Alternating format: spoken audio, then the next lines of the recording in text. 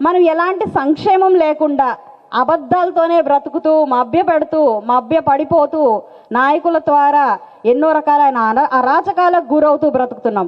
ఇవన్నీ మనకు అవసరమా? మనం సంక్షేమ దిశలో పరిగెత్తకూడదా? మనం అభివృద్ధి చెందొద్దా?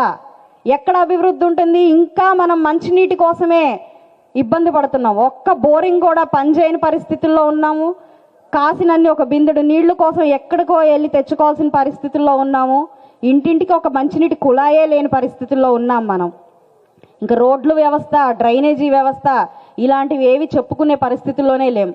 పెన్షన్లు తీసుకున్నాము, పెన్షన్లు ఇచ్చాము, మేమెంతో సంక్షేమం చేశాము అన్నారు. మరి ఇప్పటిదాకా 2000 రూపాయల దాకా వచ్చిన పెన్షన్ని కేవలం 1000 రూపాయలు పెంచి అదొక పెద్ద ఘనకార్యంగా భావిస్తే దాన్ని మనం నమ్మాలా? అది కూడా పూర్తి చేయకుండా మొన్నటిదాకా మనం మన అవ్వాతాతలు ఎంత ఇబ్బంది పడ్డారో మనం చూసాం. దానికి కూడా కళ్ళబొల్లి మాటలు చెప్పి మన కూటమి ప్రభుత్వం మీద బురద జల్లే ప్రయత్నం చేశారు. దాన్ని కూడా ఒక రాజకీయం చేయడం జరిగింది. మనం అవన్నీ చూసాం. పెన్షన్లు రావాలి అని అంటే కరెంటు బిల్లులు తగ్గాలి అని అన్నారు. మరి కరెంటు బిల్లులు మనకు అన్నీ తగ్గుతున్నాయా? ఎక్కడ తగ్గట్లేదు. ఇంట్లో లేని పరిస్థితుల్లో కూడా ఆ ఇంటికి 1200, 2000 రూపాయల కరెంటు బిల్లు వస్తుంది. ఎందుకు వస్తుంది తెలీదు. ఆ కారణం చెప్పి మనకు పెన్షన్లు ఎత్తేయడం, సంక్షేమ పథకాలని తీసేయడం. మరి ఇలాంటి పరిస్థితులు మనకు అవసరమా? ఇక అభివృద్ధి తీసుకుంటే ఎంతో మంది తమ్ముళ్ళు ఈరోజు రాష్ట్రంలో ఉన్నారు. ఒక్కరికి కూడా సరైన ఉద్యోగం లేదు. ఎంతో మంది పిల్లలు ఉన్నారు, వారికి సరైన భవిష్యత్తు లేదు. చదువుకోవాలి, పిల్లలు ఎక్కడికి వెళ్ళాలి చదువుకొని?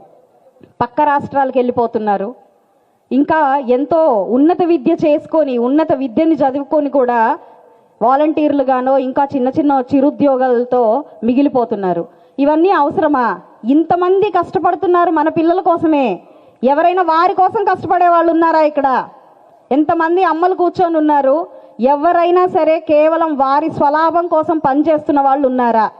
ప్రతి ఒక్కరూ వారి పిల్లల కోసం, వారి కుటుంబం కోసం పనిచేసేవారే ఈరోజు ఇక్కడ ఉన్నారు. అలాంటి కుటుంబానికి ఏమాత్రం సంక్షేమం లేకుండా, అభివృద్ధి లేకుండా వెళ్తుంటే అలాంటి ఒక ప్రభుత్వం మనకు అవసరమా? అది మీరు గమనించాల్సిన విషయం ఇది. కాబట్టి మన పిల్లలకు ఉద్యోగాలు రావాలన్నా ఈరోజు మీరు చూడండి, మన రాష్ట్రంలో ఎప్పుడు కని వినై ఎరగని డ్రగ్స్ని, గంజాయిని చూస్తున్నాం. పిల్లలు బయటికి వెళ్ళలేని పరిస్థితి ఈరోజు మనం గమనిస్తున్నాం. ఆ చాక్లెట్లలో, ఐస్ క్రీముల్లో పెట్టి మరీ అమ్మేస్తున్నారు ఈరోజు ఆ డ్రగ్స్ని. ఎప్పుడైనా కని విని ఎరిగామా మన ఆంధ్ర రాష్ట్రంలో డ్రగ్స్ అనే విషయాన్ని? ఎప్పుడూ లేదు. అలాంటిది ఈరోజు వస్తుంది అంటే మీరు అర్థం చేసుకోండి నాయకత్వం ఎలా ఉందో. నాయకుడు అంటే ఏంటి? ప్రజల్ని పాలించే వాళ్ళని నాయకులు అంటారు. విభజించి పడగొట్టే వీపీల్ని నాయకులు అనరు.